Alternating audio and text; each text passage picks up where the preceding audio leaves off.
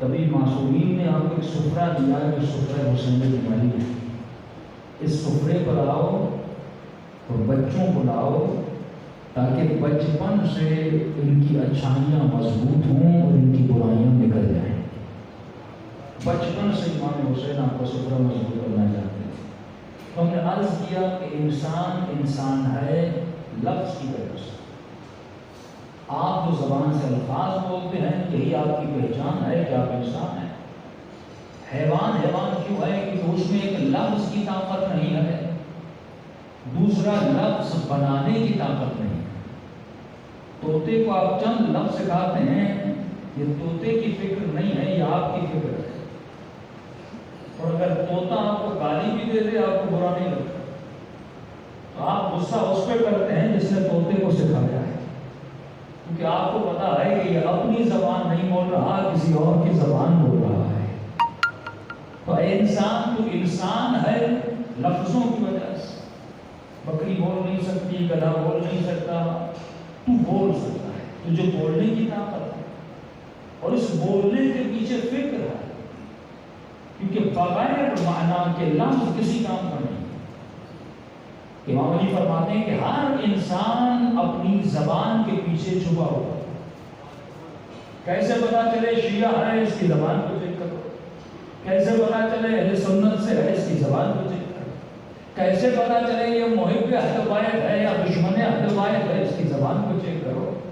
یہ زبان دراصل میرا تعارف کراتی ہے. کیسے پتا چلے یہ اخلاق والا ہے یا بد اخلاق ہے, اس کی زبان سے پتا چلتا ہے. امام فرماتے ہیں ہمارے چاہنے والے بھی اپنے اخلاق سے پہچانے جاتے ہیں. اگر کہیں پر اخلاق کے اصولوں کو دیکھو تو سمجھ جانا یہ ہمارا جاننے والا ہے، لیکن اگر کہیں پر بد اخلاقی کو دیکھو تو دیکھ لینا کہ ایسے سے کوئی تعلق نہیں۔ تو پہلی بات انسان پہچانا گیا لفظ سے، دوسری بات یہ لفظ بنے انسان کی فکر سے۔ جب تو سوچتا ہے فکر کرتا ہے تو الفاظ بناتا ہے۔ اب معصوم فرماتے ہیں تجھے ہر لفظ بنانے کی اجازت نہیں، تو مقام کمال تک پہنچے گا جب تو اپنی فکر کو راستہ دکھائے گا۔ یہ فکر آزاد ہے، جب چاہے جہاں چاہے سفر کرے۔ یہ سائیکٹرسٹ کہتے ہیں کہ 1 منٹ میں 30,000 یا اس سے بھی زیادہ تھاٹس انسان کے ذہن میں آتی ہیں۔ تو فرماتے ہیں جس کی تھاٹس بھی اس کے کنٹرول میں نہ رہیں وہ مقام عرفان تک نہیں پہنچ سکتا۔ جب تو اس مقام پر آ جائے کہ لفظ بنانا سیکھ لے، بنانے کے بعد جو فکر یہ لفظ بنا رہی ہے اس فکر کو وہ راہ وہ روش سکھاؤ جو روش علی نبی ڈالے۔ ایک تو ہے کہ جسم سے گناہ صادر ہو جائے، یہ تو ایک عام سا مقام ہے کہ اپنے جسم کو گناہ سے بچائے، لیکن معصوم فرماتے ہیں اگر اعلیٰ درجے تک پہنچنا چاہتے ہو تو انسان اپنی فکر کو بھی گناہ سے بچائے، کہ تمہاری فکر میں بھی مخالفت علی نہ آئے، تمہاری فکر میں بھی گناہ نہ آئے۔ اس لیے ملتا ہے کہ معصومین جب کسی گنہگار کو دیکھتے تھے، جب کسی کا گناہ سنتے تھے، جب مخالفت الہی کو سنتے تھے تو امام حسن کے لیے ملتا ہے کہ مولا کے چہرے کا رنگ زرد ہو جاتا تھا، چہرہ پیلا پڑ جاتا تھا کہ کیسے کوئی اللہ کی مخالفت کر سکتا ہے۔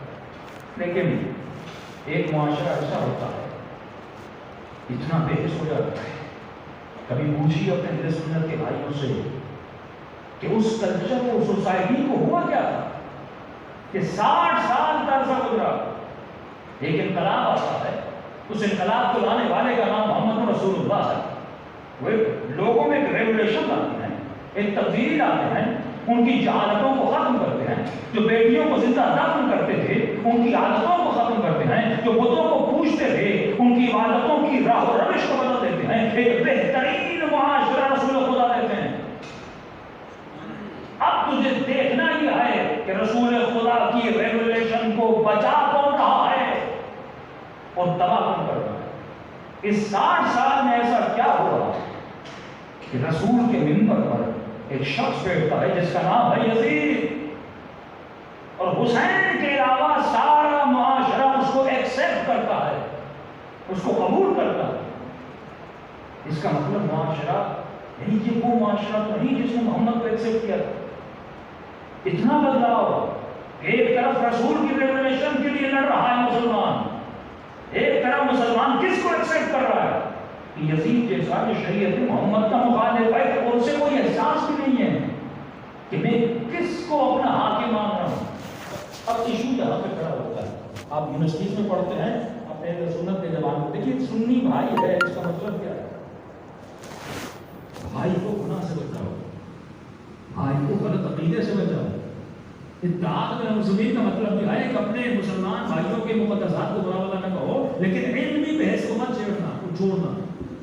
علمی بحث اپنی جگہ پر، وہاں کے مولوی یہ چاہتے ہیں کہ فکروں کو بند کیا جائے، ان کے ذہنوں کو بند کیا جائے۔ کبھی آپ نے غور کیا کہ کوئی بھی اہل سنت کا جوان جب حق بیان کرتا ہے تو اس پر پہلا دھبا کون سا لگتا ہے؟ محمد علی انجینئر سچا کھڑا، مولانا صاحب سچے کھڑے۔ نیچے آپ کمنٹس پڑھیں گے نا تو پہلا کمنٹ یہ ملتا ہے، یعنی جو بھی سچی بات کرے کتاب سے نکال کر حقیقت کو دکھائے، پہلا الزام اس کو یہ لگتا ہے کہ یہ شیعہ بن گیا ہے۔ تمہارا اعتراض بتا رہا ہے کہ جو جو حق بولتا ہے اس میں شیعت والی نشانیاں آ جاتی ہیں۔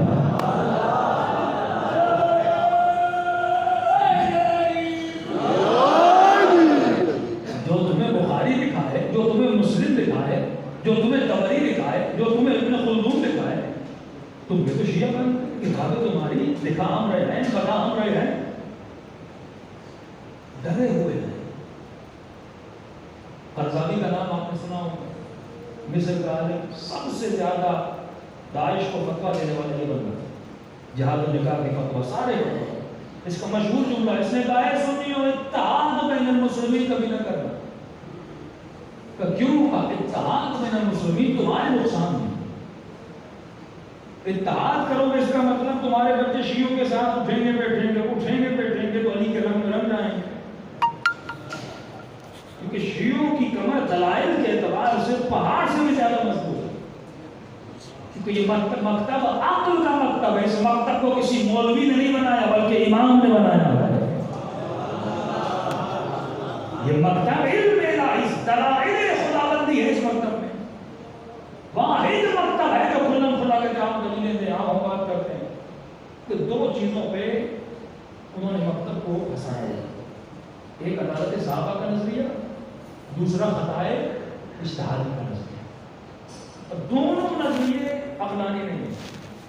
قرضاوی کی بیوی 3 بیویاں جس معلوم تھی، تیسری بیوی سب سے ینگ تھی، 17-18 سال، 1-2 سال میں اسے طلاق لے دی، اس سے پوچھا گیا کہ تم نے طلاق لی کیوں ہے؟ تو قرضاوی کی بیوی کہتی، دیکھیے امام حسین کا فلسفہ جو زیارت عاشورہ میں ہے کہ صرف یزید پہ لعنت نہ بھیج، اس پر لعنت ہے، اساس الظلم والجور، اس پر لعنت ہے جس نے بنیاد ظلم رکھی، تلاش کر کے ظلم کی بنیادوں کو کون رکھ رہا ہے، ہر اس پر لعنت بھیج جو یزید کا کام کر رہا ہے، ہر اس پر لعنت بھیج جو کائنات میں کسی بچے کو قتل کر رہا ہے، جو بنیاد ظلم رکھ رہا ہے۔ آج کا مسلمان داعش پہ لعنت بھیجتا ہے، آج کا مسلمان طالبان پہ لعنت بھیجتا ہے، آج کا مسلمان کسی ظالم پہ لعنت بھیجتا ہے، لیکن آج تک اس نے یہ نہیں سوچا کہ داعش کو بنایا کس نے، یزید کو یزید بنایا کس نے، طالبان کو طالبان بنایا کس نے؟ یہ وہی بچے تھے جو شیعوں کے ساتھ بیٹھتے تھے، اتنا عناد، اتنی دشمنی، ایک ہی محلے میں رہنے والے لیکن اتنا عناد ان کے ذہنوں میں ڈال دیا۔ تو امام تجھے بنیاد کی طرف لے جانا چاہتے ہیں، امام فرماتے صرف ذکری شیعہ نہ بنو کہ جو صرف لفظ یزید پہ لعنت بھیج، ایسے شیعہ بن آئیڈیالوجی کو ڈھونڈ، ایک مرتبہ تو یزید پہ لعنت بھیجتا ہے، ایک مرتبہ تو اس فیکٹری پہ لعنت بھیجتا ہے جو یزید بنا رہی ہے، اس فیکٹری کو تلاش کر جس میں شمر بن رہے ہیں، جس میں داعش جیسے لوگ بن رہے ہیں، جس میں طالبان جیسے لوگ بن رہے ہیں، اس فکر کو بیدار کر۔ تو قرضاوی کی بیوی کہتی ہے کہ میں تنگ آ گئی، کس چیز سے تنگ آ گئی؟ کہ اتنا اس گھر میں موساد کے لوگوں کا آنا جانا، موساد انٹیلیجنس ہو اسرائیل کی انٹیلیجنس کے لوگوں کا اتنا آنا جانا تھا کہ میں تنگ آ گیا، میں نے طلاق دی۔ تو آپ دیکھ رہے ہیں کہ وہابیت کا سب سے بڑا مولوی کس کے لیے کام کر رہا ہے؟ اسرائیل کے لیے کام کر رہا ہے۔ آج مسلمان کی اس فکر کو بیدار کرنا ہے۔ پوچھئے اہل سنت کے جوانوں کو کیا ہوا within 60 years ایک ایسا حاکم آتا ہے جس نبی کا کلمہ پڑھ رہا ہے اسی نبی کے نواسے کو شہید کر دیتا ہے۔ کیوں آج تک مسلمان یہ سوال نہیں کرتے کہ پہلا معاہدہ جو بنی ثقیفہ میں ہوا خلیفے کے انتخاب کے بعد، وہ معاہدہ یہ تھا کہ 100 سال تک رسول خدا کی حدیثوں پر پابندی لگے گی۔ کیوں؟ جس نے تجھے دین دیا اسی کا نام پر پابندی، اسی کے فرمان پر پابندی، اسی کے احکام پہ پابندی۔ اور عجیب ہے جب آپ تاریخ پڑھیں گے، اپنے بھائیوں کو پڑھائیے، بھائی کا مطلب اسے جہنم سے بچا، اسے حقیقت کا پتہ بتا۔ کسی اجازت ہے نقل حدیث کی؟ کسی کو اجازت نہیں۔ 100 سال تک پابندی ہے کہ ممبر رسول سے رسول خدا کی حدیث نہیں پڑھی جائے گی، اور جو پڑھے گا اسے جیل، اسے قید۔ اچھا کون پڑھ سکتا ہے؟ 4 افراد ہیں جن کو اجازت ہے، جو ہر جمعے کے خطبے کے بعد لوگوں کو قصے کہانیاں بتاتے ہیں، جو ہر جمعے کے بعد تعارف اسلام کرواتے ہیں، جن میں ایک شخص کا نام ہے کعب الاحبار، دوسرے کا نام ہے ابو ہریرہ۔ کعب الاحبار تھا کون؟ یہودی تھا، بعد میں مسلمان۔ ابو ہریرہ کون ہے؟ یہودی تھا، بعد میں مسلمان تھا۔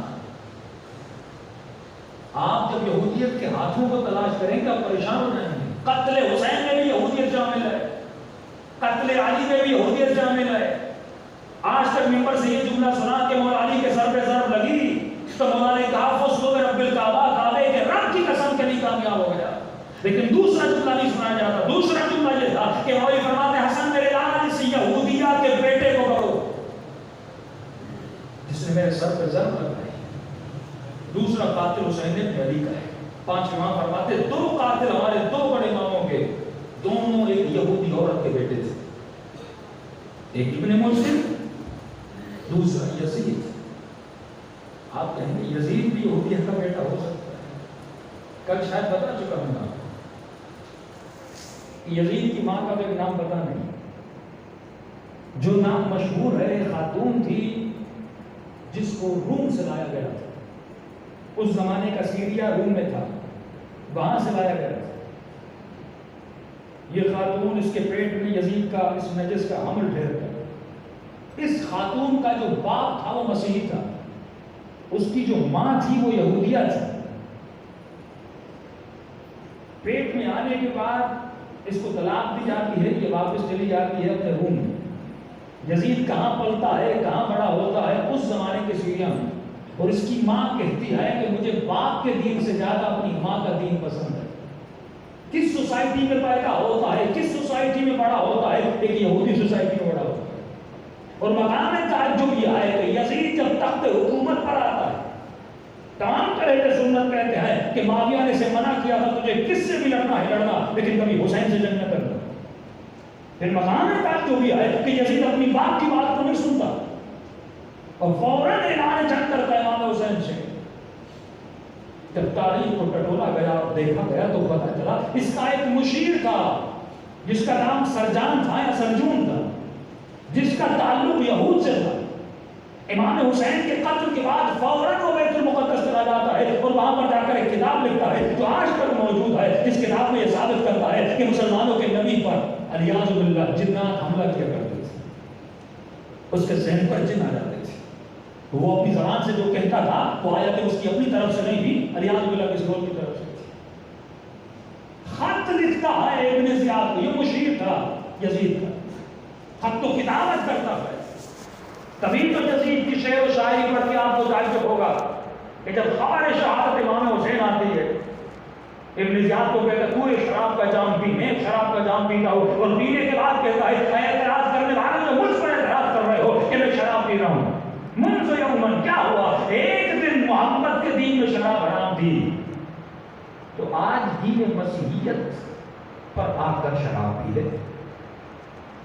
اگر دین محمد میں شراب حرام ہے تو ایک دن شراب نہ پی دین محمد سمجھ کر، اور ایک دن شراب پی دین عیسیٰ سمجھ کر. ایسے تربیت نہیں ہو رہی. کڑی کڑی مل جاتی ہے کہ یہ ملاعین کہاں کام کرتے ہیں. آج بھی مسلمانوں کی جڑوں کو، نسلوں کو کھوکھلا کر رہے ہیں. اور ایک مرتبہ امام لعنت بھیجنے جا رہا تھا، اللہم لعن بنو امیہ وابن مرجان، بنو امیہ پہ لعنت کر، بنی مروان پہ لعنت کر، آل مروان پر، آل امیہ پر. اور اب بات سمجھ آتی ہے جب معاویہ علی کو خط لکھتا ہے اور خط میں لکھتا ہے کہ علی تجھ میں اور مجھ میں جنگ کیسے؟ امام فرماتے کیوں؟ کہ ہم دونوں قریش سے ہیں، دونوں قریش سے ہیں. اب کل وقت ملا کہ اتھینٹک کچھ دلائل آپ کی خدمت میں رکھوں گا. امام ایک جملہ فرماتے ہیں، امام فرماتے ہیں لیس الصریح کالنصیحہ. اس کی شرح میں ابن ابراہیم لکھتے ہیں کہ علی نے ایسا جملہ کیوں؟ امام فرماتے ہیں صریح کبھی نصیحت کی طرح نہیں ہو سکتا. صریح کا مطلب کیا؟ صریح ہو جس کا شجرہ معلوم ہو، کس کا باپ کون ہے، پردادا کون ہے، ہر چیز معلوم. فرمایا تو کل نصیح ہے. کیا مطلب نصیح؟ کہ تم نے قریش کے ساتھ خود کو چپکایا ہوا ہے. علی حقیقتاً قریش سے ہیں، تو حقیقتاً قریش سے نہیں. 12 جب ملتے ہیں تو وہاں تک عبد الشمس تک آ جاتے ہیں. یزید کا جو بالکل والد تھا یا سب جد تھا اس کا نام تھا امیہ. عبد الشمس 12واں جد. لاؤں گا کل انشاءاللہ اس کے حوالے، آج جتنا ذہن میں اتنا بتا رہا ہوں. اس نے شام سے ایک غلام لیا، جس غلام کا نام رکھا، غلام کو لے کر آیا. عرب میں رسم تھی کہ جو بچہ لے کر آتے تھے اس کو ایڈوپٹ کرتے تھے، وہ اپنا بیٹا بن جاتا تھا. یہی مسئلہ آج تک شیعہ سنی میں کہ رسول کی ایک بیٹی تھی یا 4 بیٹیاں تھیں، تو جو ربیبہ ہوتی تھی جن کو پالتے تھے عرب کے رواج میں وہ اصل بیٹا تھا. یہ اصل میں بیٹی تھی، وہ ارث لیتا تھا، اس کا نکاح اس کی ماں سے حرام تھا، وہ اگر شادی کرے تو اس کا جو باپ ہے ایڈوکیٹ، وہ باپ اس سے شادی نہیں کر سکتا۔ اس رسم کو توڑنے کے لیے واحد صحابی رسول ہے جس کا نام قرآن میں موجود ہے، جناب زید رسول کا پالا ہوا ایڈوپٹڈ بچہ تھا۔ عرب کہتے تھے زید بن محمد، زید کس کا بیٹا؟ محمد کا بیٹا۔ اللہ اس رسم کو تو کیسے اللہ نے رسم کو توڑی؟ زید نے شادی کی زینب سے، اس کے بعد طلاق ہوئی، آیت اتری اے حبیب لوگوں سے نہ ڈرو اور رسم جاہلیت کو توڑو۔ رسول نے زید کی مطلقہ سے کیا کر لی؟ شادی کر لی۔ شادی کر کے بتایا کہ جو پالا ہوا ہوتا ہے وہ بیٹا نہیں ہوتا، کیونکہ بیٹے کی بیوی سے شادی نہیں کر سکتے چاہے طلاق بھی دے دے، لیکن جو پالا ہوا ہے کیونکہ وہ محرم نہیں ہے، کیونکہ اپنے خون سے نہیں ہے، کیونکہ جینیٹیکلی اس کا ہم سے کوئی تعلق نہیں ہے، اس سے شادی کر سکتے ہیں۔ رسول خدا ڈر رہے تھے کہ میں کروں تو کیسے کروں، کیونکہ آپ کو پتا ہے رسم و رواجوں کو توڑنا بڑا مشکل ہوتا ہے۔ رسول نے شادی کی، اللہ کی پلاننگ دیکھیے نا، بہت لمبی پلاننگ ہے۔ اللہ کو پتا تھا اگر آج یہ رسم نہ ٹوٹی یہ نبی کی ایک بیٹی کو چاروں میں بدل دیں گے، لیکن مسلمان کا ہاتھ پھر بھی نہ بدلا، یہ ہر ایڈوپٹڈ کو نبی کا اپنا بیٹا بنا لیں گے، یعنی نسل سیدہ فاطمہ کو بچانے کے لیے کہ بس اس کا تعلق مصطفیٰ سے ہے جو مصطفیٰ کی نسل سے۔ صلی اللہ علیہ وسلم۔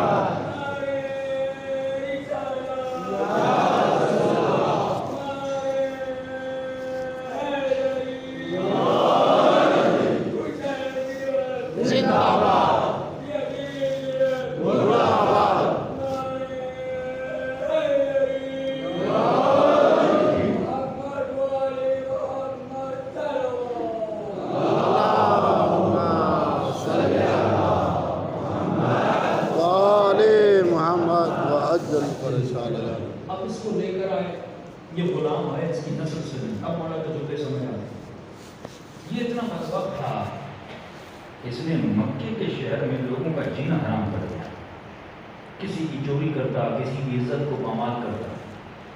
دار الندوہ مکے میں ایک جگہ تھی، جب بھی کوئی جھگڑا ہوتا، اعتراض ہوتا، وہاں پہ آ کے بتا دیتے۔ انہوں نے فیصلہ کیا کہ بھائی اس نے بڑا تنگ کیا، اس کو 8 یا 10 سال کے لیے مکے سے نکالا گیا۔ یہ پھر جاتا ہے کہاں پر؟ سیریا چلا جاتا ہے اپنے اسی، کیونکہ سیریا میں جو اس وقت مذہب تھا وہ مسیحیت اور یہودیت کا مذہب وہیں پہ پیدا ہوتا ہے۔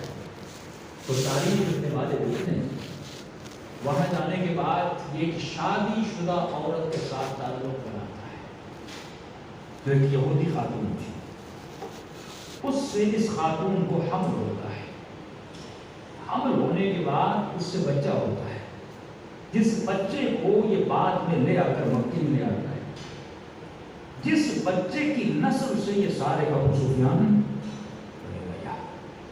اب جناب زینب کا جملہ سمجھ آتا ہے کہ جب بی بی یزید کو مخاطب کر کے فرماتی ہے ابن الطلقاء، کہ تو ہمارا مقابلہ کیسے کر سکتا ہے، تو ایک آزاد شدہ غلام کا بیٹا ہے۔ اشارہ دیا جا رہا ہے، ایک مرتبہ ایک جملہ حبیب نکال دیں وہ حقیقتاً معنی رکھتا ہے۔ کل وقت ملا تو میں سارے مستندات اہل سنت کتابوں سے بیان کروں گا کہ ایسے نہیں کہ امام حسین علیہ السلام یا رسول خدا علیہ السلام فرمائے چند قبیلے تھے جن سے رسول خدا نفرت کرتے ہیں۔ مکے میں مدینے میں جو بچہ پیدا ہوتا تھا رسول کی خدمت میں لایا جاتا تھا کہ رسول خدا نام رکھے، مردان پیدا ہوتا رسول کے پاس آتا ہے، رسول فرماتے لعین ابن لعین، یہ بھی لعین ہے، اس کا باپ بھی لعین۔ ابن عبد الحدید لکھتے ہیں کہ رسول خدا فرماتے ہیں اگر بنو امیہ کو طاقت مل گئی، اگر یہ طاقت میں آ جائیں تو اللہ کے حکم کو پامال کریں، شریعت خدا کو پامال کریں۔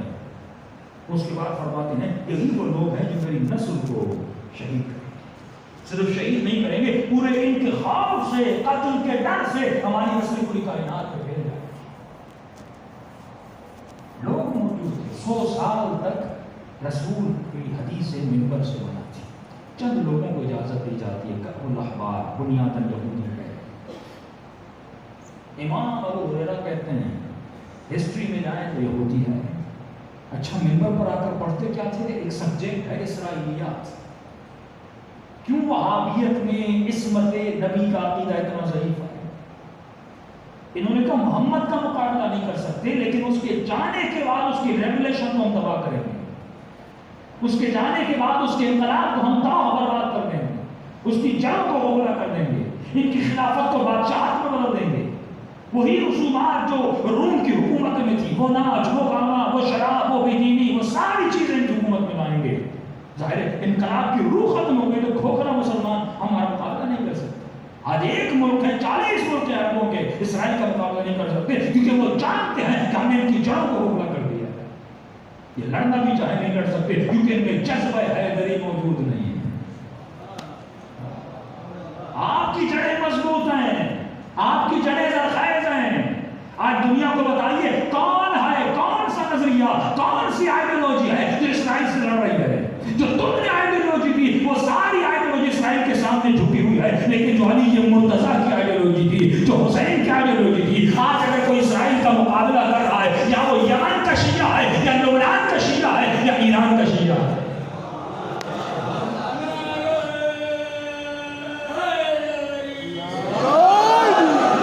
بچوں کو بچپن سے سکھایا گیا کہ تمہیں صرف لفظ یزید پہ لعنت نہیں بھیجنی، تجھے وقت یزید کو جاننا ہے. کون ہے وقت یزید؟ اساس الظلم والجور، جس نے ظلم کی بنیادوں کو جنم دیا، جس نے ظلم کی بنیادوں کو مضبوط کیا، جو اپنے پیٹرول سے ظلم کی بنیادوں کو مضبوط کر رہا ہے. ارے تجھے وہ تو یزید یاد ہے جس نے میدان کربلا میں 6 مہینے کا علی اصغر کو شہید کیا؟ تجھے وہ یزید یاد نہیں جو یمن کے 6 مہینے کے بچوں کو مار رہا ہے، جو فلسطین کے بچوں کو مار رہا ہے؟ عجیب مومن ہے، اسے شبر سے نفرت ہے جس نے سیدہ زینب کی چادر کو لوٹا ہے. لیکن عجیب مومن ہے کہ ٹی وی پر بیٹھ کر ان تمام شبروں کو دیکھتا ہے جو خواتین میں بے پردگی پھیلا رہے ہیں، جو بے حیائی پھیلا رہے ہیں. تجھے وہ ایکٹر پسند ہے، تجھے وہ ایکٹریسز پسند ہے، تو اپنے پیج پر ان کے پکچر لگاتا ہے، تو ان کے ڈرامے دیکھتا ہے. دیکھیے چادر زبردستی اتاری جائے، تبلیغ کا رنگ بدلتا ہے، ڈھنگ بدلتا ہے. ہمیشہ وے آف کنوینس ایک نہیں ہوتا.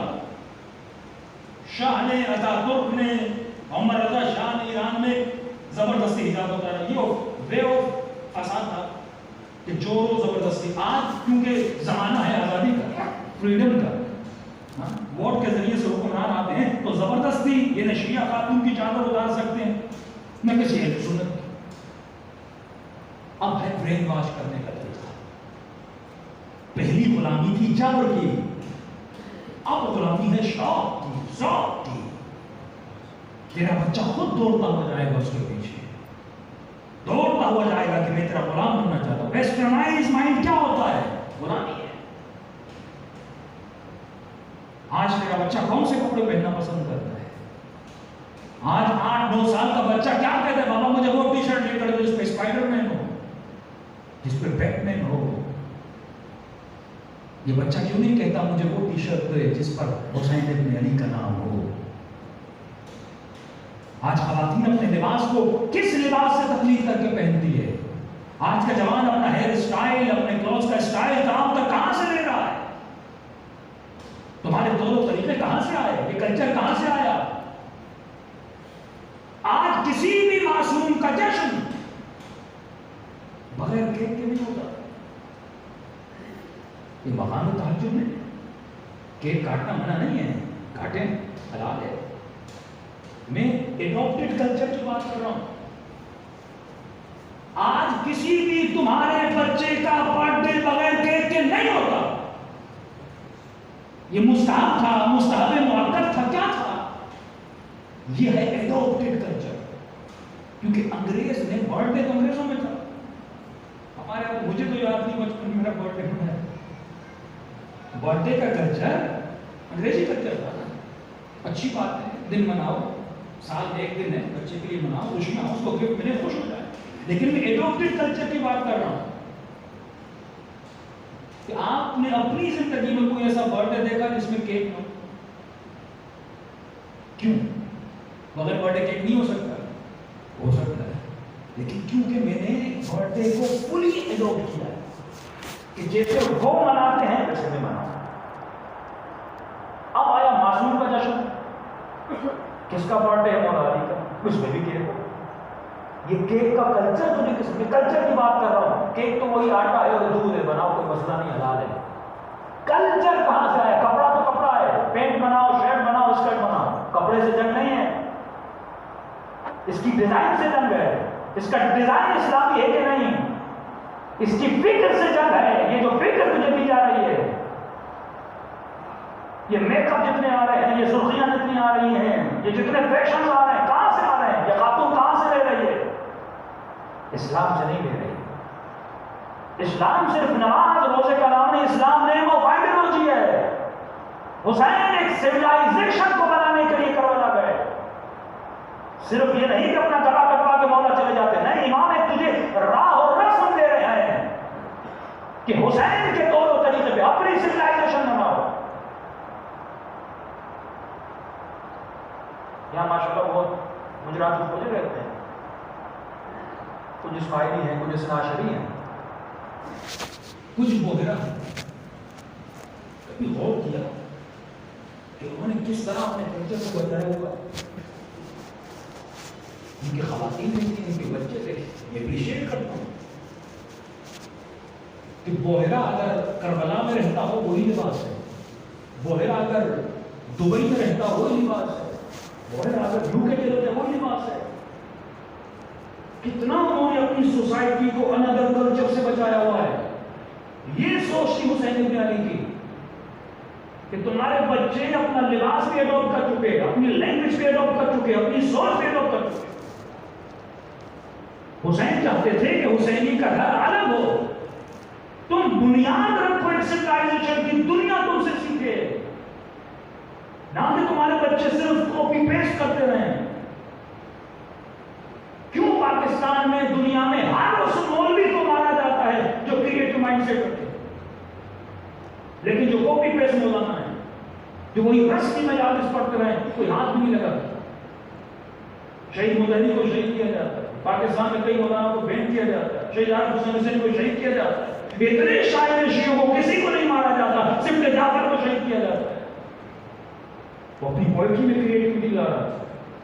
شیعہ قوم کو نہیں سوچ دے رہا تھا، ماتم کو نہیں سوچ دے رہا تھا، آزاداری کو نہیں سوچ. وہ نہیں چاہتا وہ سوچ پہ چلیں. وہ چاہتے ہیں شیعہ صوفیہ کی طرح خانقاہیں بنا کے بس اندر بیٹھے ماتم کریں، زندگی زنی کریں، خون میں ڈالیں، لیکن ان کا پیغام دنیا تک نہ پہنچے. مودی اس شیعہ کی محفل میں جاتا ہے، گجرات میں گیا اور محفل میں بیٹھا، حسین حسین بھی کر رہا ہے. اس کو پتا تھا ان کی آزاداری ہمارا کچھ بگاڑ نہیں سکتا. آیت اللہ زکزنی کا نام سنا ہوگا. 3 بیٹے شہید، 1 کام ختم. ابھی تو 15 اپریل ہے، اللہ ان کو لمبی عمر دے. ایک زکزکی ایران جاتا ہے، حسین کی آئیڈیالوجی کو لیتا ہے، واپس افریقہ جاتا ہے. 10 ملین یا کچھ کہتے ہیں 4 ملین، یعنی ملینز آف پیپل کو شیعہ بناتا ہے. ہم لاکھ بار کربلا ہو کر کتنے شیعہ بنا کہ میرے گھر میں انقلاب نہیں آئے گا تو میں کسی اور کو شیعہ بناؤں. لیکن ایک زکزکی افریقہ جاتا ہے، ملینز کو شیعہ بناتا ہے، ملینز کو. کس طرح؟ Way of conveyance. کیونکہ 2 لفظ ہیں، اس کی تشریح نہیں جاؤں گا، وقت میں چل جاتا ہے. ایک لفظ ہے شریعت، ایک لفظ ہے کلچر. ہمارے پاکستان میں کلچر کو ہم نے شریعت کے ساتھ ملا دیا. کیسے؟ شریعت بدلتی نہیں ہے، کلچر بدلتا ہے. کیسے؟ مثال کے طور پر نماز شیعہ جیسی پاکستان میں پڑھتے ہیں، جیسی عراق میں، جیسی ایران میں، جیسی لبنان میں. یہاں بھی ہاتھ کھول کے، وہاں بھی ہاتھ کھول کے، یہاں بھی سجدے کا، وہاں بھی سجدے کا. شریعت ایک ہے پر کلچر چینج ہے. جیسے پاکستانی آزاداری کرتے ہیں ویسے ایرانی. جیسے آپ ماتم کو ڈال کے ماتم میں اسپیڈ ہوتی ہے، ایرانی کا ماتم سلو ہوتا ہے، عرب کا ماتم اور سلو ہوتا ہے. ہاتھ اٹھانے اور سینے پہ مارنے کے طریقے کی بات کرتے ہیں. تو کلچر یعنی جو غم منانے کا طریقہ ہے، یہ کلچر میں آ جاتا جاتا ہے اور کلچر ہر ملک کا الگ ہے. افریقن جس طرح امام حسین کا غم مناتے ہیں آپ نہیں مناتے, جس طرح آپ مناتے ہیں ایرانی نہیں مناتے, جس طرح ایرانی مناتے ہیں آپ نہیں مناتے. تو کلچر میں غم اور خوشی منانے کا طریقہ الگ ہے. اسلام یہ نہیں کہتا کہ تم اپنے کلچر کے ساتھ غم مناؤ. اسلام یہ کہتا ہے اگر تیرا کلچر اسلام سے نہ ٹکرا ہے تو صحیح ہے, اگر تیرا کلچر اسلام سے ٹکرا جائے تو غلط ہے. اسلام کہتے ہیں بدن پر کپڑے ہونے چاہیے. اب آپ کا کلچر ہے کسی قمیض گھٹنے تک ہے, کسی کی قمیض نیچے تک, یہ کلچر ہے. اگر یہ کلچر اسلام سے ٹکراتا ہے تو غلط ہے, اگر یہ کلچر اسلام سے نہیں ٹکراتا تو صحیح ہے. اب آزاداری ہر ملک میں الگ ہے. دیکھو کنوینس میں آزاداری کا بڑا چھوٹی سی مثال دے رہا ہوں تاکہ اسی بحث میں ذہن سے نکل جائے. مثلاً پہلے آگ کا ماتم ہوتا تھا. ہر مومن آزادار جو سوچیں میں آزاداری کر کیوں رہا ہوں, صرف رونے کے لیے دھونے کے لیے, کیا ہوگا امام حسین کو میرے بات. اچھا چلو میں روؤں گا, گناہ معاف ہوں گے, آخرت میں نہیں. جلوس کیوں نکالتا ہوں؟ ایک شہر ہے جس میں 300 شیعہ ہیں لیکن ضد ہے کہ میں جلوس نکالتا. لوگ کہتے ہیں پوری سوسائٹی سنیوں کی تو جلوس کو نکالتا ہے, لیکن نہیں, شیعہ میں جلوس نکالنا لازم ہے. وجہ جلوس شیعہ کا میڈیا ہے. گھر میں بیٹھے اس مخالف کے بیٹے کو کیسے بتائیں کہ حسین تھا. ہم چھوٹے تھے, ہمارے جو رشتے دار تھے دور کے, ان کی شادی ہو گئی, شوہر وہابی تھا, اب الحمدللہ ان کے بچے شیعہ ہیں. کیسے شیعہ ہیں؟ اب باپ تھا مولوی کٹر وہابی, وہ جیسے جلوس گزرتا تھا وہ گھر کو باہر سے تالا لگاتا تھا بچے نہ سنیں. اب بچہ تو وہی کرتا ہے تو سنتا ہے. گلی میں حسین ہوتا تھا, یہ وہابی کا بچہ باپ کے گھر میں بیٹھ کر حسین کرتا تھا. یہ جلوس کا فائدہ ہے کہ وہ جتنا بھی حسین کی صدا کو چھپانا چاہیں, ہم ایسے صدا حسین کو بلند کریں گے جیسے زینب نے یزید کے دربار میں بلند کیا تھا.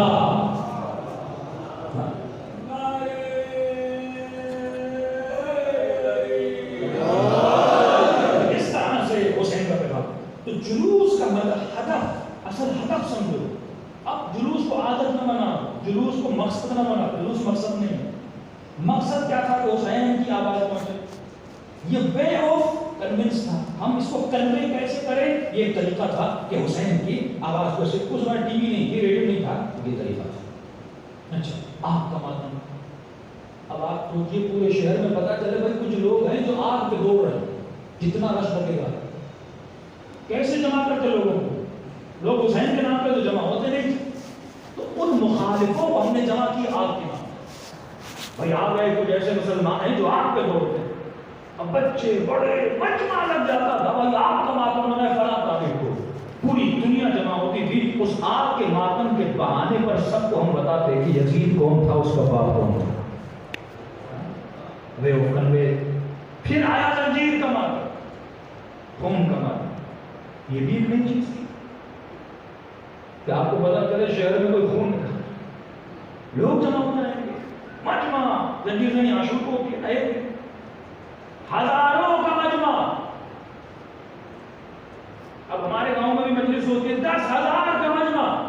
اب مجھے بھی پتا ہے کہ 10,000 شیعہ نہیں ہے, زیادہ 700-800 لوگ شیعہ ہیں.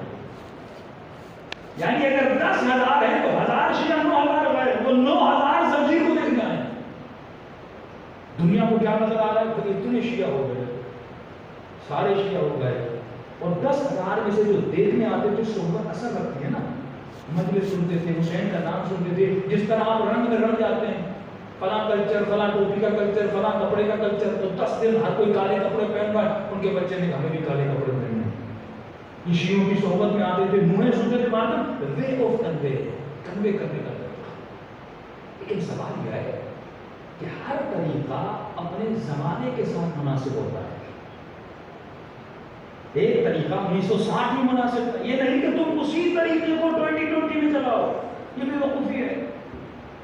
یہ جوان خود سے سوال تو کرے کہ تمہارا ہیئر اسٹائل وقت کے ساتھ بدل گیا, تمہارے کپڑے پہننے کا اسٹائل وقت کے ساتھ بدل گیا, تمہاری سوچ کا اسٹائل وقت کے ساتھ بدل گیا, تو آزاداری کو کنوے کرنے کا طریقہ بدل کیوں نہیں رہا؟ ابھی تک ایسے چپکے ہوئے ہو جیسے شریعت کا معاملہ نہیں. ازاداری کا بھی طریقہ بدلو, تبلیغ ازاداری کا طریقہ بدلو. آیت اللہ زکزکی نے طریقہ بدلا. یہ گئے ایران کے بعد افریقہ, دیش افریقہ گئے, محرم کا مہینہ شروع ہوا, 200, 150, 250 لوگ شیعہ. دیکھو ملین شیعہ کیسے بناتے ہیں. اور آپ کو بتاؤں گا کہ دشمن ڈرتا کس سے. آپ یہ مقام ہے تعجب ہے, ہر ایک عام جوان کو سوچنا چاہیے. انہوں نے کہا کہ تمہیں ایسے تبلیغ کرنی ہے جیسے زینب نے تبلیغ کربلا سے زینب پیدل کوفے میں, پیدل شام. تو تم بھی یہ کام کرو, افریقہ کے جتنے بھی گاؤں ہیں ہر گاؤں پیدل جاؤ. اب یہ بیچارے کے 250-300 شاگرد ننگے پاؤں پیدل جا رہے تھے. کہ ان گاؤں میں جا کر اعلان کرو کہ ان 10 دنوں میں جسے جتنا خون چاہیے ہم دینے کے لیے تیار ہیں. افریقہ میں خون بہت مہنگا ہے. اب 250 لوگ, کسی کا بی پازیٹیو, کسی کا اے پازیٹیو, کسی کا او نیگیٹو, کسی کا او پازیٹیو, کیمپ سے جا کر لگا تو جسے بھی خون چاہیے ہم خون دینے کے لیے. یہ گاؤں میں جاتے تھے. وہ خون افریقہ میں بہت مہنگا ملتا ہے. انہوں نے اعلان کیا جسے خون چاہیے خون دینے کے لیے. پورے کے پورے گاؤں آتے تھے. یہ کون ہے جو فری میں خون دے رہے ہیں؟ جب پوچھنے آتے تھے کہ تم لوگ خون کیوں دے رہے ہو, پھر آیت اللہ زکزکی اس طرح ایک مجلس رکھتے تھے کہ ہم خون کو ڈونیٹ کیوں کر رہے ہیں. پھر بتاتے تھے کربلا میں ایک تھا جس کا خون بہایا گیا تھا. جب جذبہ حسین کو سنتے تھے, ایثار اور قربانی کو سنتے تھے, بڑی تیزی سے ملینز آف پیپل شیعہ ہوتے. لیکن جو نقطہ غور و فکر ہے, زکزکی اپنے بدن پہ تلوار بھی نہیں مار رہا, زنجیر بھی نہیں مار رہا, کسی کو یہ بھی نہیں کہہ رہا کہ بھائی آپ مارو. کیونکہ بعض انگریز کنٹریز میں یہ کہا جاتا ہے کہ آپ اس کام سے دہشت پھیلا رہے ہیں, یہ کہہ کے منع کیا جاتا نہیں. اس طرح ایک این جی او کسی انسان کی مدد کرتی ہے, اسی طرح یہ خون دے رہا ہے. آیت اللہ زکزکی کو روکا جاتا ہے, ان کی مہم کو روکا جاتا ہے, گولیوں سے روکا جاتا ہے, 3 بیٹوں کو مارا جاتا ہے, زوجہ کو گولیاں لگتی ہیں, ان کی آنکھ کو ضائع کیا جاتا ہے. کس لیے کہ تم خون ڈونیٹ کیوں کر رہے ہو؟ دشمن کو وے آف کنوینس سے بڑا مسئلہ. کیوں؟ کیونکہ ان کے طریقے سے شیعہ بڑھ رہے ہیں. دوسری طرف یو کے میں, لندن میں, وہاں کا جو پنجابی ٹولہ ہے جو زنجیر زنی کرتا ہے, اس کے پاس ایمبولینسز بھیجی جاتی ہیں, ان کے لیے خاص ہاسپٹل آمادہ کیے جاتے ہیں, ان کو روکا نہیں جاتا. پھر تمہاری نظر میں شیعہ تو شیعہ ہے, تم اس شیعہ کو نہیں روک رہے, اس شیعہ کو روک رہے ہو کیونکہ ان کو پتا تھا یہ حسین کی آئیڈیالوجی پہ کام کر رہا ہے, وہ بس رسمی شیعہ ہے. کیا کہنا ہے, ماشاءاللہ ماشاءاللہ.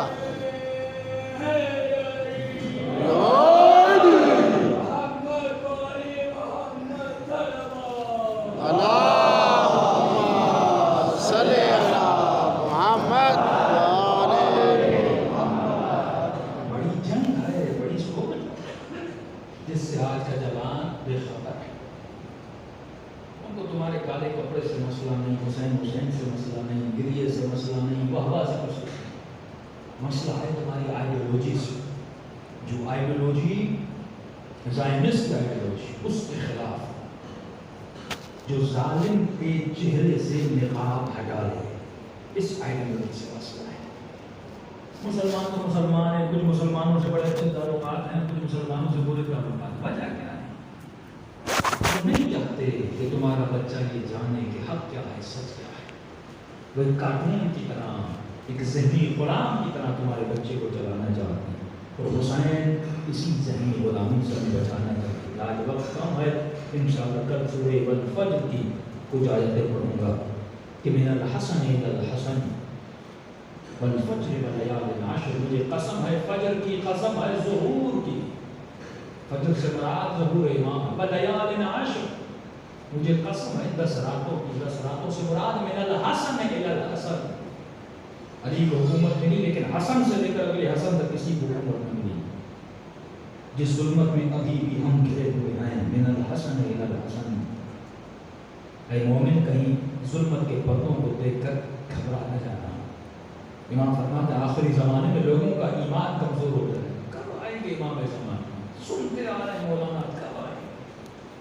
اس ظلم میں، آج کی سویلائزیشن میں کہیں گم نہ ہو جانا، مایوسی کی طرف نہ جانا۔ والفجر، ایک دن آئے گا جب یہ ظہور ہوگا، پھر اس میں قوم عاد قوم سمود، بڑی تفصیل آج وقت نہیں ہے۔ یہ مجلس حسین مستشفیٰ حسین لے آئی ہے۔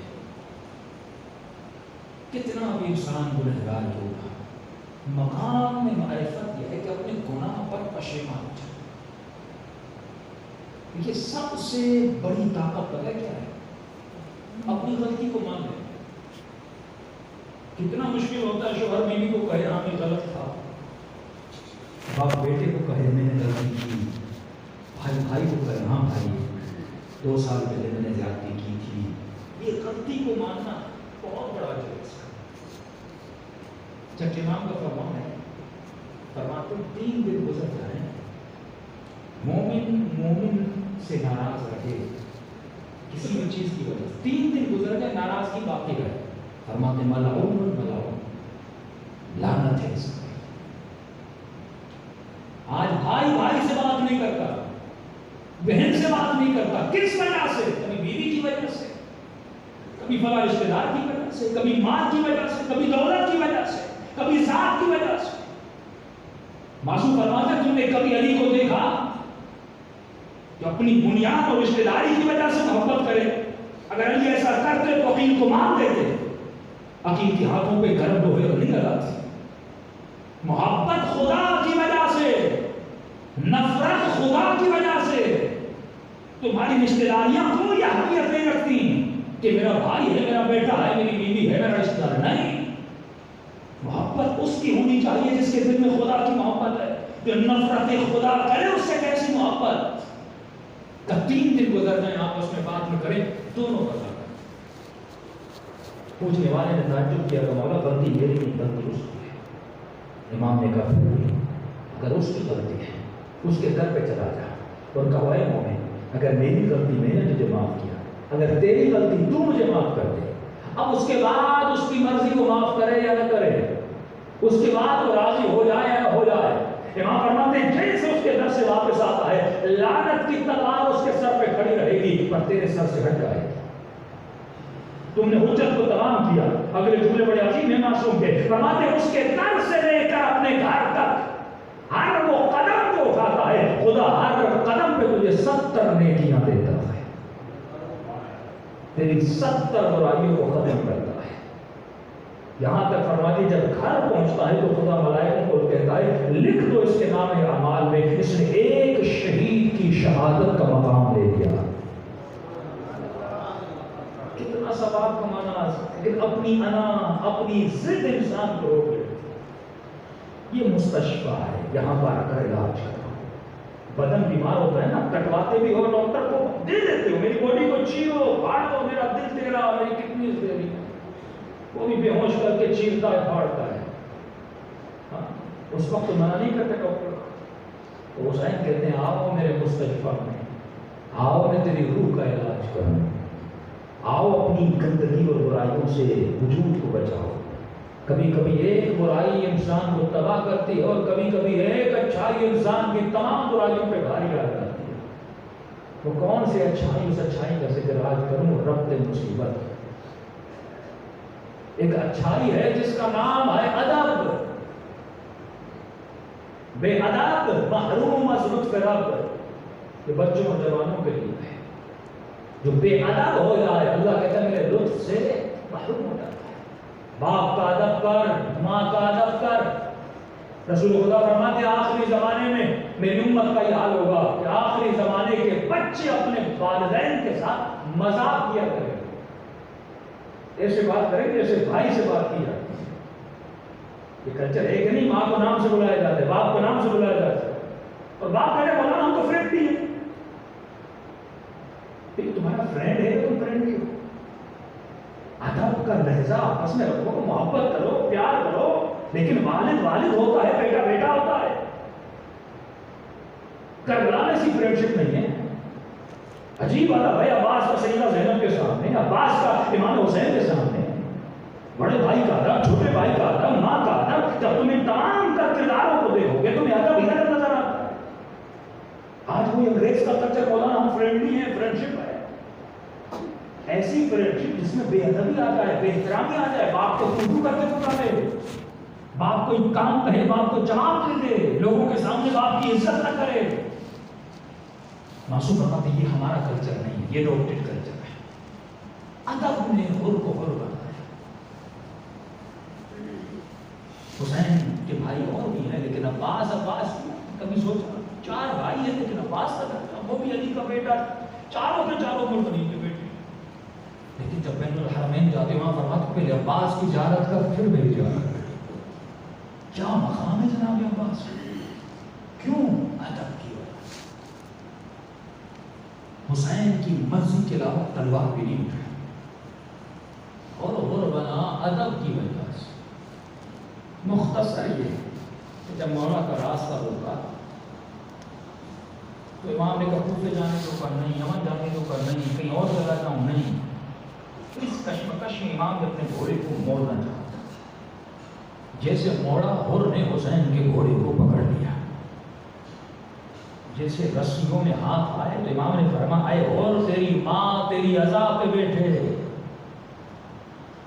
عرب کے سردار کو اور کوئی ایسا جملہ کہتا وہ قتل کر دیتا. تاریخ کربلا کہتی ہے حر کی آنکھوں میں خون بھرا ہے. امام حسین کو رپلائی دینا چاہتا تھا لیکن ادب نے حر کو روک لیا اور کہا حسین اگر میں چاہتا تو میں بھی جواب دے سکتا تھا لیکن کیا کروں، سیدہ فاطمہ کے بیٹے ہوں.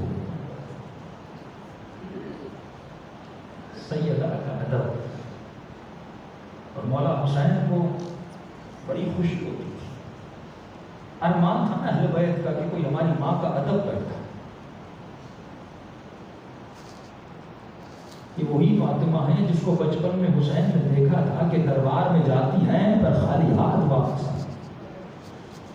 یہ وہی بیوی ہیں جس کو بچپن میں حسین کو یاد تھا کہ بابا علی جب غسل دے رہے تھے تو دھاڑے مار مار کے رو. یہ وہی فاطمہ ہیں جس کو امت نے اتنا ادب کیا کہ آپ کا دروازہ بیوی کے اوپر گرا دیا. حسین ادب نہیں کریں گے؟ جو اتنے نبی کے قریب تھے دربار میں گئی حق مانگنے حق نہ دیا. حق نہ دینے کا مطلب یہ ہے کہ ہم تجھے جھٹلا رہے ہیں لہٰذا تم سچ نہیں کہہ رہے. بڑے خوش ہوتے کہ اہل بیت اگر کوئی سیدہ کا ادب کرے. امام حسن صحابی امام حسن کہتے ہیں مولا جب مسجد جاتے تھے ایک لمبا راستہ لے کر جاتے تھے. مولا کو کہا مولا یہ راستہ تو مسجد کے قریب اس راستے سے کیوں نہیں جاتے؟ فرماتے ہیں اس راستے میں اس گلی میں اس کا گھر ہے جس نے اماں کو تماچا مارا.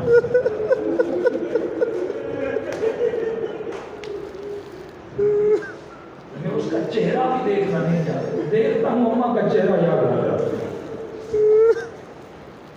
جس امت نے نبی کی بیٹی کا احترام نہیں کیا، یعنی انہوں نے محمد کی بیٹی کا احترام نہیں کیا اور فاطمہ کے بیٹے کا احترام کر رہا ہے. اب کوئی کہے کہ وہ افضل ہے، وہ تو حر کے پاؤں کی خاک کے برابر بھی نہیں. اتنا ادب ہوتا اور جتنا ادب ہوتا نہیں تھا.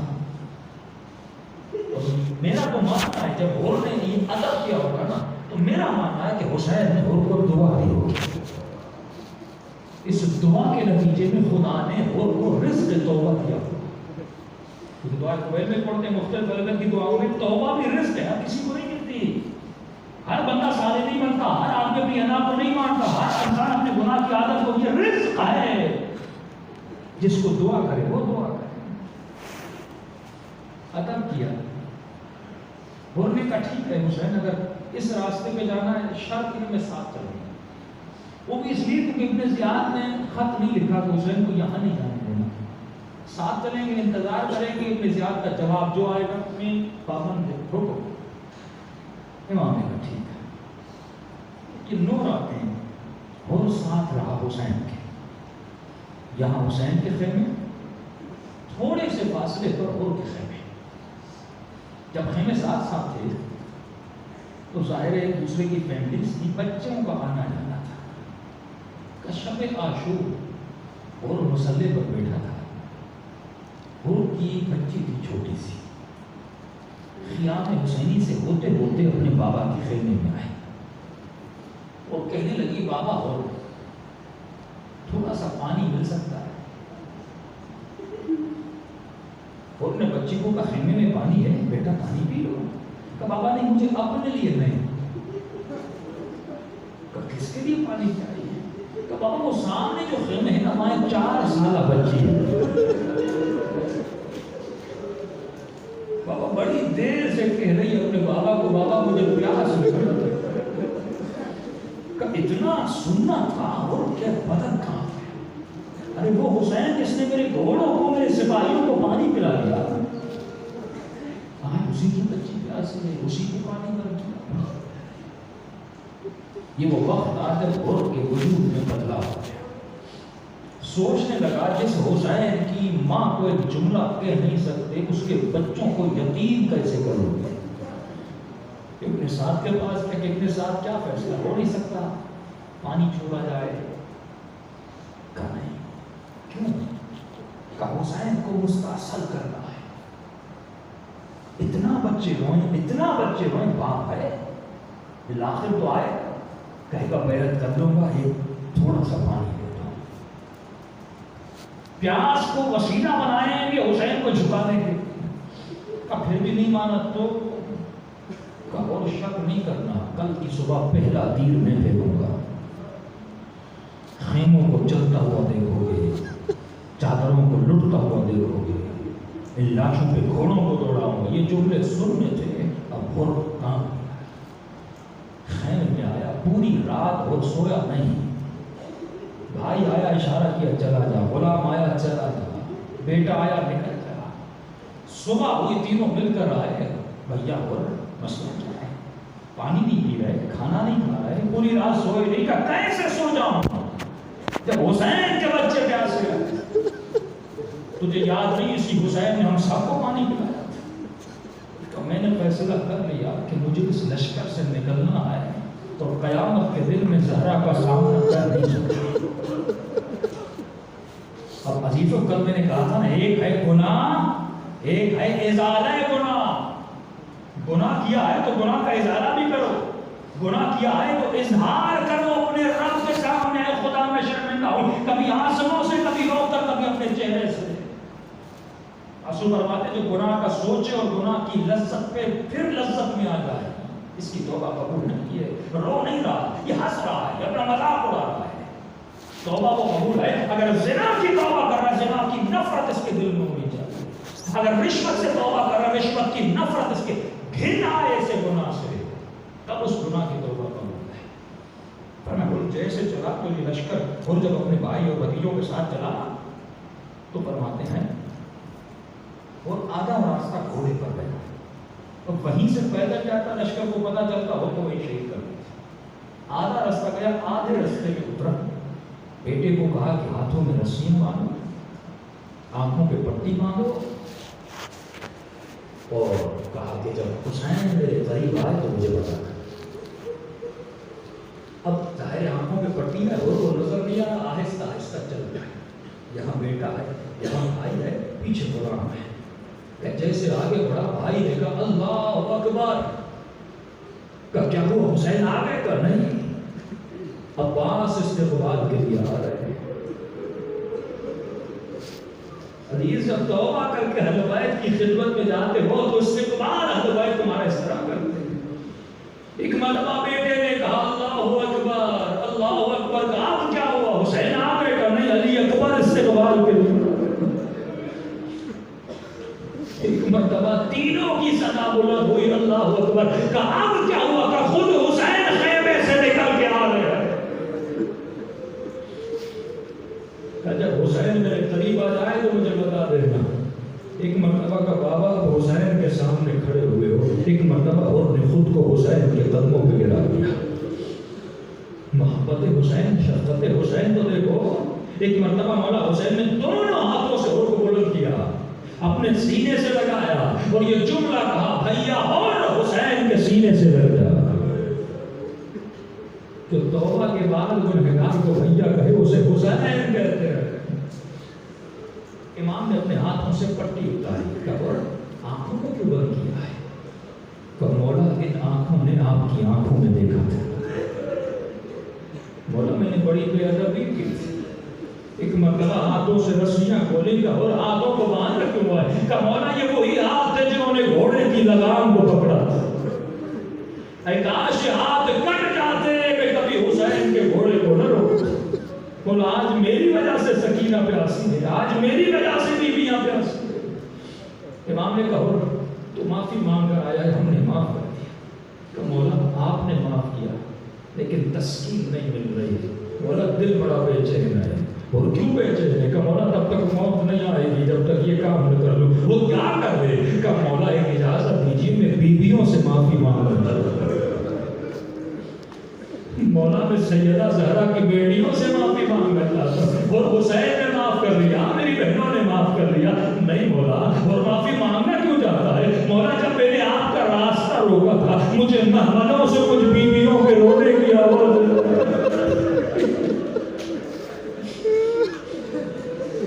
عباس اعلان کر دے اور معافی مانگنا چاہتا۔ عباس نے اعلان کیا، خیموں کے بیچ میں زمین پر وہ بیٹھ گیا، امامے کو سر سے اتار دیا، خاک کربلا کو سر پر ڈالنے لگا۔ اے زہرا کی بیٹیوں، اے کاش میرے ہاتھ کٹ جاتے، میں راستہ نہ روکتا۔ اتنے میں بی زینب نے محمد سے پوچھا، بچوں کے شور شرابہ کیسے؟ کہ اماں جس نے ماموں کا راستہ روکا تھا وہ معافی مانگتا ہے۔ کیونکہ قربان حسین کے اخلاق پہ اور سب قربان زینب کے اخلاق پہ۔ کہتی ہیں بچوں بڑے ادب سے جانا اور جھک کر کہنا، ماموں حر زہرا کی بیٹی سلام۔ قربان سے صرف اتنا نہیں کہ کہنا ماموں حر، اماں کہہ رہی ہے کہ زہرا کی بیٹی تجھ سے شرمندہ ہے۔ اور نے جملہ سننا تھا، قیامت ٹوٹ پڑی اور پر کہا ہے مجھ سے شرمندہ کیوں ہے؟ کہ اماں کہتی ہے علی کے در سے کوئی پیاسا خالی نہیں گیا، آج اس وقت در پہ آیا ہے جب پلانے کے لیے پانی نہیں ہے۔ لیکن اماں کہتی ہو یہ وعدہ زینب پورا کرے گی، بابا کے ہاتھوں سے جام کوثر کو جو پلایا جائے گا۔ یہ تو سن لیا نا زینب کا کردار، اب سنو امام حسین اتنے شفیق ہیں۔ بندہ جب یہ واقعہ آدمی پڑھتا ہے تو مولا حسین کی شخصیت اتنی ابھر کے آ جاتی ہے، اور میدان میں جاتا ہے، زمین پہ گرتا ہے، حسین نے ہور کا سر اپنی گود میں رکھا اور آخری جملہ کہتا ہے، مولا کیا مجھ سے راضی ہو گئے؟ امام فرماتے ہیں اور میں بھی تجھ سے راضی ہوں، میری اماں زہرا بھی تجھ سے راضی ہے، میرا بابا علی بھی تجھ سے راضی ہے۔ لیکن اور نے ایک بہت بڑا کام کیا تھا، وہ تھا زہرا کا ادب۔ اب دیکھو امام کو تمہاری پرواہ کتنی ہے۔ امام نے ایک جملہ کہا تھا اور کو جو عرب میں جملہ اچھا نہیں تھا، امام نے ہدایت کے لیے کہا تھا اور تجھ پہ تیری ماں روئے۔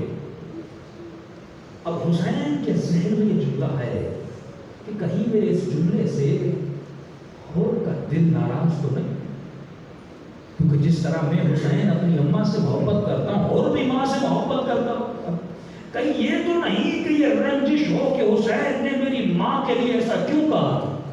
اب امام اس رنجش کو دور کر رہے ہیں، اور کا سر گود میں لیا اور دیکھ کے کہنے لگے اور تیری ماں کتنی شریف ہے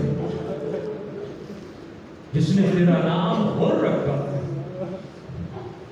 اے ہور پریشان نہ ہونا، قیامت کے دن تو سرخرو ہوگا۔ اے اور تو نے میری اماں زہرا کا ادب کیا ہے، لوگوں نے ادب نہیں کیا لیکن تو نے میری اماں زہرا کا ادب کیا، اور جب تو قیامت کے دن اٹھے گا تو ایک الگ چہرے سے پہچانا جائے گا۔ کہنے لگا مولا وہ کیسے؟ ایک مرتبہ حسین نے اپنی جیب سے رومال نکالا اور ان کے ماتھے پہ باندھ دیا کہ اور یہ وہ رومال ہے جو میری اماں نے اپنے ہاتھوں سے سیا تھا۔ ایسا مقام ہے جب انسان توبہ کر کے حسین کی خدمت میں جاتا ہے، حسین کی دعا بھی ملتی ہے، سیدہ زینب کی دعا بھی ملتی ہے، بی بی فاطمہ کی دعا بھی ملتی ہے۔ آئیے سلام کریں کربلا کے شہداء کو جنہوں نے جانوں کا نذرانہ پیش کیا، اپنے کردار کے ساتھ، اپنی رفتار کے ساتھ، سب مل السلام